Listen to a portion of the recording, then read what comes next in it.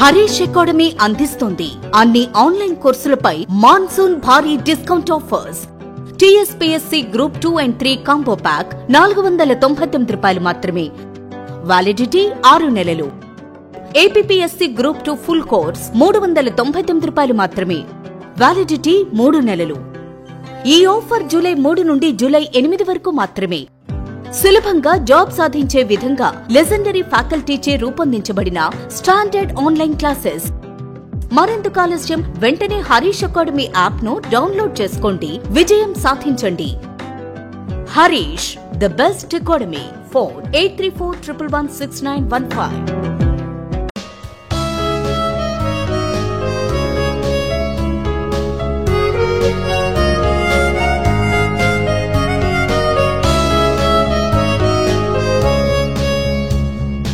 Harish, the best academy.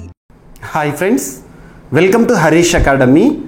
ఈరోజు వార్తలు నిలిచిన జాతీయ, అంతర్జాతీయ, రాష్ట్రీయ అంశాల గురించి, వార్తలు నిలిచిన వ్యక్తులు, అవార్డులు, పుస్తకాలు, మరి క్రీడా సంబంధిత సమాచారం, ఒక్కొక్క అంశాన్ని వివరంగా తెలుసుకుందాం. ఈరోజు ఫస్ట్ టాపిక్ వచ్చేసి సూపర్లేటివ్. ప్రపంచంలోనే మొట్టమొదటి, భారతదేశంలోనే మొట్టమొదటి, అతిపెద్ద, అతి చిన్న, అతి పొడవైన ఇలాంటి ప్రత్యేక పదాలతో కూడిన సమాచారం ఏదైతే ఉంటుందో ఆ సమాచారాన్ని మనం సూపర్లేటివ్స్గా డిస్కస్ చేస్తున్నాం. ఈరోజు ప్రపంచంలోనే తొలిసారిగా భారతదేశం ఒక ప్రత్యేకమైన అంశంతో వార్తల్లోకి వచ్చింది. అదేంటంటే జీవజాల జాబితాను సిద్ధం చేసిన ప్రపంచంలోనే మొట్టమొదటి దేశం ఏదైనా ఎగ్జామినేషన్ పాయింట్ ఆఫ్ వ్యూ అడిగితే భారతదేశం. అదేంటో చూద్దాం. దేశంలోని, మన భారతదేశంలోని అన్ని జీవజాతులకి సంబంధించి అన్ని జీవజాతుల జాబితాను కేంద్ర ప్రభుత్వం సిద్ధం చేసింది. ఇలా 1,04,561 జాతుల జీవాల జాబితాను రూపొందించిన తొలి దేశంగా భారతదేశం ఒక రికార్డును నెలకొల్పింది. సో ఇక్కడ వరకు సరిపోతుంది. ఎగ్జామినేషన్ పాయింట్ ఆఫ్ వ్యూలో సింగిల్ లైన్లో చదివే అవకాశాన్ని చూడండి.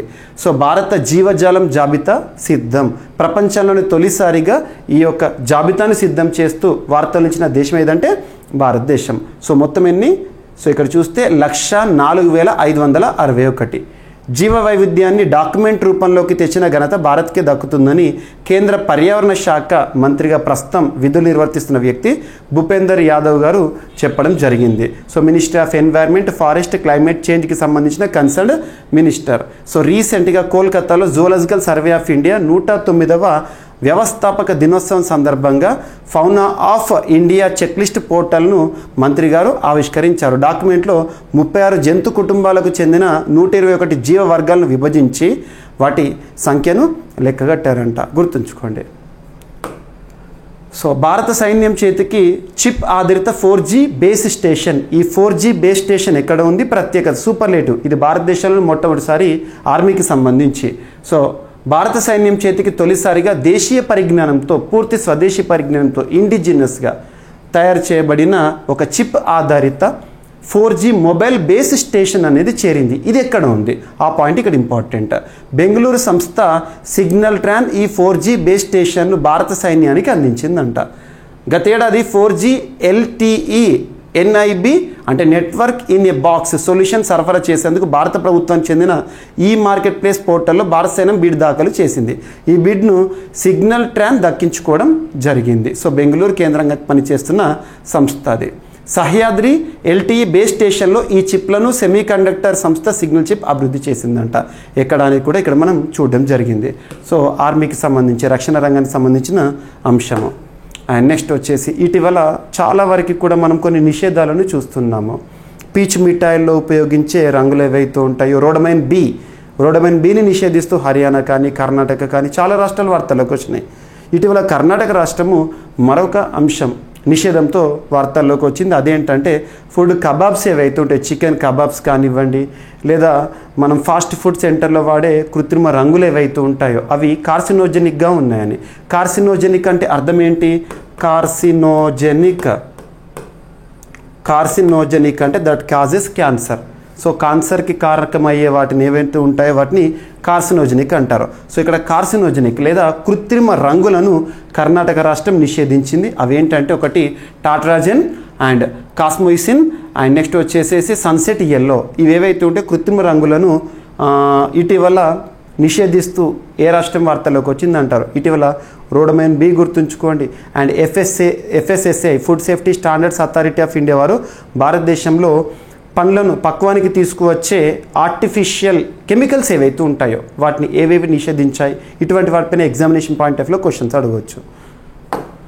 సో ఇక్కడ నెక్స్ట్ వచ్చేసి GDP so gross domestic product, మనం జీడిపిని ఎలా గణిస్తాము? ఒక ఆధారిత సంవత్సరం, ఒక బేస్ ఇయర్ కనుక చూసామనుకోండి, మనం రియల్ జీడిపి అంటాం, వాస్తవ లెక్కల్లో జీడిపి. నామినల్ జీడిపి అంటే ఏంటి? కరెంట్ ప్రైజెస్లో. కాన్స్టెంట్ ప్రైజెస్లో అయితేనేమో మనము రియల్ జీడిపిని క్యాలిక్యులేట్ చేయొచ్చు.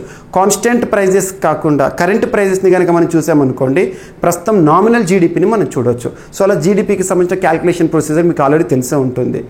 ఒక దేశంలో ఒక ఆర్థిక సంవత్సరంలో ఒక దేశ సరిహద్దు లోపల ఉత్పత్తి అయ్యే అంతిమ వస్తు సేవల విలువని ఆ దేశ జీడిపి అంటాం. కామన్గా గ్రోత్ రేట్ని జీడిపిలోనే చూస్తాం పర్సెంటేజ్లో. ఇటీవల మినిస్ట్రీ ఆఫ్ స్టాటిస్టిక్ వారు, కేంద్ర గణాంక మంత్రిత్వ శాఖ వారు ఒక కమిటీని వేశారు. భారతదేశంలో ప్రస్తుతం ఉన్న జీడిపి బేస్ ఇయర్ ఏదైతే ఉంటుందో 2011-12ని మనం బేస్ ఇయర్గా తీసుకుంటున్నాం. మరి దాన్ని రీసెంట్ 2021 బేస్ ఇయర్కి 2020-2021ని బేస్ ఇయర్గా మార్చేందుకు అధ్యయనం చేయడానికి ఒక కమిటీని వేశారు. సో ప్రస్తుత ఆర్థిక ధోరణులకు కీలక ఆర్థిక సూచనలను అనుసంధానం చేసే లక్ష్యంతో గణాంకాలు పథకాల అమలు మంత్రిత్వ శాఖ, ministry of statistics and programme implementation మంత్రిత్వ శాఖ వారు ఒక కమిటీని వేశారు. 26 మంది సభ్యులతో కూడిన కమిటీ. ఆ కమిటీకి హెడ్ ఎవరంటే విశ్వనాథ్ గోల్డర్ నేతృత్వంలో కమిటీని వేశారు. జీడిపి సహా జాతీయ గణాంకాల లెక్కింపులో ఆధార సంవత్సరాన్ని ఇప్పుడు మనం 2011-12 ఏదైతే దాన్ని 2020-2021కి మార్చాలనే ఆలోచనలో కేంద్ర ప్రభుత్వం ఉంది. దానికి అనుగుణంగా ఇది చూడబోతున్నామంట. ఇందుకు తగ్గట్లుగా టోకు ధరల సూచి WPI అంటే హోల్సేల్ ప్రైస్ ఇండెక్స్ కానివ్వండి, అండ్ పర్చేసింగ్ పవర్ ఇండెక్స్ కానివ్వండి, లేదంటే PPI, లేదంటే CPI కానివ్వండి, కన్జ్యూమర్ ప్రైస్ ఇండెక్స్ కానివ్వండి, ఇటువంటి వాటిని ఇప్పుడు బేస్ ఇయర్ ఆధారంగా మనం చూస్తాం కదా. ఈ బేస్ ఇయర్ ఏదైతే ఉంటుందో దాన్ని 2020-2021 మార్చాలని భారత ప్రభుత్వం భావిస్తుంది. సో కరెంట్ ఎకానమీలో ఇది చాలా ఇంపార్టెంట్. ఎవరి ఆధ్వర్యంలో కమిటీ అని చెప్పేసి. సో ఇటీవల ఒక చిత్రం అనేది నిన్నటి రోజున మనకు చాలా వార్తాపత్రికలు, జాతీయ స్థాయి వార్తాపత్రికల్లో కానివ్వండి, మన రాష్ట్రానికి సంబంధించిన తెలుగు వార్తాపత్రికల్లో కానివ్వండి, ఒక పిక్చర్ అనేది కనిపించింది. ఇది కూడా మనం సూపర్లేటివ్గా చూడవచ్చు. ప్రపంచంలోనే అత్యంత దూర ప్రాంతంగా నిలిచిన ఒక ప్రాంతం ఇటీవల వార్తల్లోకి వచ్చింది. అదేంటి అంటే ట్రిస్టాన్. ఇది ఎక్కడ ఉంది? సో ప్రపంచంలో మనుషులు నివసించే ప్రాంతాల్లో అత్యంత దూరంగా ఉన్న దీవి ట్రిస్టాన్ డా కున్హా. ట్రిస్టాన్ డా కున్హా అటు దక్షిణ అమెరికా ఖండానికి, ఇటు ఆఫ్రికా ఖండానికి దాదాపు మధ్యలో ఉండే దీవి అటుదే. సో ఎక్కడ ఉందని అడగవచ్చు. అమెరికా అంతరిక్ష పరిశోధన సంస్థకు నాసాకు చెందిన ల్యాండ్ షాట్ ఉపగ్రహం ఇటీవల ఈ దీవిని ఫోటో తీసింది. నాసా తమ ఇన్స్టాగ్రామ్ అకౌంట్లో ఈ ఫోటోను ఉంచడం జరిగింది. 207 కిలోమీటర్ల వైశాల్యం ఉన్న ఈ దీవిలో చాలా భాగం పెద్ద పర్వతమైన అంటే ఇది. దాని శిఖరం అంతా మంచుతో కప్పబడి ఉంటుంది. మిగతా దీవి అంతా పచ్చదనంతో నిండి ఉంటుంది. ఇక్కడ జనాభా 300 మంది లోపే. దీనికి దగ్గరగా కొన్ని దీవులు ఉన్నా అవేవి మనుషులు నివసిస్తున్న ప్రాంతాలు కాదు, అన్ఇన్హాబిటెడ్ ఏరియా. ట్రిస్టాన్ దీవికి మనుషులు నివసించే దగ్గరి ప్రాంతం దక్షిణ ఆఫ్రికాలోని కేప్టౌన్ సిటీ. కేప్టౌన్ అంటే మనకి సౌత్ ఆఫ్రికా, ఓకేనా. దాని దూరం జస్ట్ 2787 కిలోమీటర్స్. అందుకే ప్రపంచంలో అత్యంత దూరమైన ప్రాంతంగా ఇటీవల వార్తల్లోకి వచ్చిన ప్రాంతం ట్రిస్టాన్ డా కున్హా ఎక్కడ ఉంది అని అడగవచ్చు. అండ్ అంటార్కిటికా తరచూ వార్తల్లోకి వస్తుంది. ఇటీవల అంటార్కిటికా సదస్సు కానివ్వండి, ఇటువంటివన్నీ కూడా మనం చూస్తున్నాము. అంటార్కిటికాలో కరిగిన నీటి ముప్పు అని చెప్పేసేసి. సో ఇక్కడ చూస్తే వాతావరణ మార్పులు, అధిక ఉష్ణోగ్రతలతో సముద్రాలు వేడెక్కుతున్నాయి. మంచు కరిగిపోతుంది, సముద్ర మట్టాలు క్రమంగా పెరిగిపోతున్నాయి. క్లైమేట్ చేంజ్ వల్ల నీటి మట్టం పెరుగుతుంది. కొన్ని దీవి దేశాలు అయితే మునిగిపోతున్నాయి, నీట మునిగిపోతున్నాయి. సముద్ర మట్టాలు క్రమంగా పెరుగుతున్నాయి. ఈ పరిణామం ఇలాగే కొనసాగితే మరికొన్ని దశాబ్దాల్లో సముద్ర తీర ప్రాంతాల్లోని నగరాలు జల సమాధి కావడం తథ్యమన్న హెచ్చరికలు ఇప్పటికే వినిపిస్తున్నాయి. అతిపెద్ద మంచు కొండలకు నిలయమైన అంటార్కిటికా సముద్రంలో వాతావరణ మార్పుల ప్రభావం స్పష్టంగా కనిపిస్తోంది. అంటార్కిటికా మంచు కొండలపైన అంతర్భాగంలో కరిగిన నీరు మంచు మిశ్రమం గతంలో అంచనా వేసిన దానికంటే అధికంగా ఉన్నట్టు ఇటీవల బ్రిటన్లోని యూనివర్సిటీ ఆఫ్ కేంబ్రిడ్జ్ పరిశోధనల్లో వారి నివేదికలో చెప్పడం జరిగింది. అండ్ సో చరిత్రకి సంబంధించి ఇటీవల కాలంలో ఆర్కియలాజికల్ ఎక్స్కవేషన్లో తవ్వకాల్లో బయటపడిన పురాతత్వ అంశాలు ఏవైతే ఉంటే వాటిని చూడండి. ఏ ప్రాంతంలో ఏం బయటపడుతుంది, వాటి యొక్క ప్రత్యేకత ఏంటి. సో ఇటీవల గూడూరులో అరుదైన జైన పద్మావతి శిల్పాలు బయటపడ్డాయంట.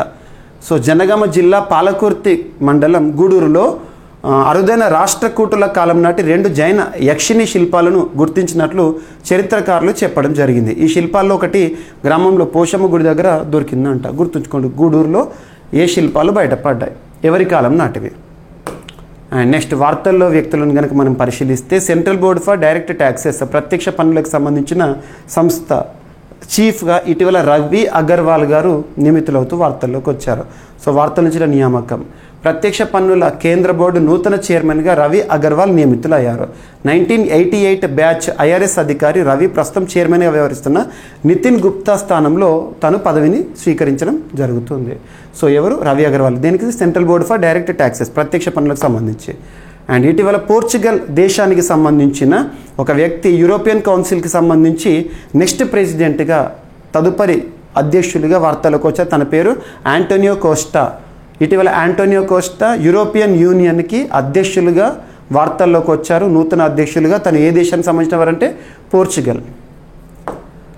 అండ్ ఇటీవల భారత ప్రధాని నరేంద్ర మోదీ గారు రీసెంట్గా జూన్ 30th మన్ కీ బాత్ ఎపిసోడ్లో మనం చూడవచ్చు, వర్చువల్గా వెంకయ్య నాయుడు గారి 75th బర్త్ యానివర్సరీ సందర్భంగా తన గురించి మాట్లాడుతూ వర్చువల్గా తనకు సంబంధించిన 3 పుస్తకాలను ఆవిష్కరించారు. ఆ పుస్తకాలు ఏంటంటే ఏ లైఫ్ ఇన్ సర్వీస్ అనే ఒక పుస్తకం, అండ్ సెలబ్రేటింగ్ భారత్ అనే ఒక పుస్తకం, అండ్ మహానేత అనే ఒక పుస్తకం. 3 పుస్తకాలను ఆవిష్కరించడం జరిగింది భారత ప్రధాని నరేంద్ర మోదీ గారు. And next Manoj Bajpayee. So Manoj Bajpayee గారి జీవితంలో జరిగిన కొన్ని కీలక అంశాలను ఆధారంగా చేసుకుని ఒక పుస్తక రూపంలో మనకు పరిచయం చేస్తూ పీయూష్ పాండే గారు ఆథర్గా వార్తల్లోకి వచ్చారు. సో దీన్ని పెంగ్విన్ పబ్లికేషన్స్ వారు లాంచ్ చేయడం జరిగింది. సో ఇటీవల వార్తల్లోకి వచ్చిన Manoj Pandey the definitive biography అనే పుస్తకం యొక్క ఆథర్ ఎవరని అడగవచ్చు. సో పీయూష్ పాండే గుర్తుంచుకోండి. మనోజ్ వాజ్పాయ్ మనకి చాలా వరకు కూడా బాలీవుడ్ సినిమాల ద్వారా కానీ తెలుగులో కూడా చాలా చిత్రాల్లో మనకు కనిపించారు. వేదం సినిమా కానివ్వండి, ఫ్యామిలీ మ్యాన్ కానివ్వండి, ఇలా చాలా సినిమాల్లో కూడా. సో తనకు సంబంధించిన జీవితంలోని అంశాలు. సో ఇవి ఫ్రెండ్స్ ఈరోజు వార్తలు ఇచ్చిన అంశాలు. ఒకసారి ర్యాపిడ్గా చూస్తే భారత జీవజాలం జాబితా సిద్ధం, ప్రపంచంలో తొలి దేశంగా భారత. అండ్ భారత సైన్యం చేతికి చిప్ ఆధారిత 4G బేస్ స్టేషన్ అనే అంశం వార్తల్లోకి వచ్చింది. అండ్ ఆర్టిఫిషియల్ కలర్స్ని నిషేధిస్తూ కర్ణాటక రాష్ట్రం తీసుకున్న నిర్ణయం. అండ్ జీడిపి గణనకు ఆధార సంవత్సరం 2011-12 నుండి 2020-2021కి రాబోతోందా అని ఒక కమిటీ. అండ్ నెక్స్ట్ సో ఇటీవల వార్తల్లోకి వచ్చిన ట్రిస్టాన్ డి కన్హా ప్రత్యేకత ఏంటి అని అడగవచ్చు. అండ్ నెక్స్ట్ అంటార్కిటిక్లో నీటి మట్టం మంచు ఖండాలు ఏవైతుంటే కరిగిపోతుంది, నీటి మట్టం పెరుగుతుంది. అండ్ గూడూరులో అరుదైన జన పద్మావతి శిల్పాలు బయటపడ్డాయి, రాష్ట్రకూటుల కాలం నాటివి. And next central board for direct ట్యాక్సెస్కి నూతన చీఫ్గా రవి అగర్వాల్ గారు, సీనియర్ ఐఆర్ఎస్ అధికారి గారు. అండ్ పోర్చుగల్ దేశానికి చెందిన ఆంటోనియో కోస్టా యూరోపియన్ కౌన్సిల్ నూతన ప్రెసిడెంట్గా వార్తల్లోకి వచ్చారు. అండ్ లైఫ్ ఇన్ సర్వీస్ అనే పుస్తకం మరియు సెలబ్రేటింగ్ భారత్ మహానేత 3 పుస్తకాలను వెంకయ్యనాయుడు గారికి సంబంధించిన పుస్తకాన్ని ఆవిష్కరిస్తూ భారత ప్రధాని నరేంద్ర మోదీ గారు. అండ్ మనోజ్ బాజ్పాయ్ పుస్తకం పీయూష్ పాండే గారు ఆథర్గా మన ముందుకి రావడం జరిగింది. సో ఇవి ఫ్రెండ్స్ ఈరోజు వార్తలు నిలిచిన అంశాలు. మిస్లీనియస్ అంశాలను మిగిలిపోతే రేపటి క్లాస్లో జోడించి మరొకసారి నేర్చుకుందాం. రేపు కలుద్దాం. Thank you.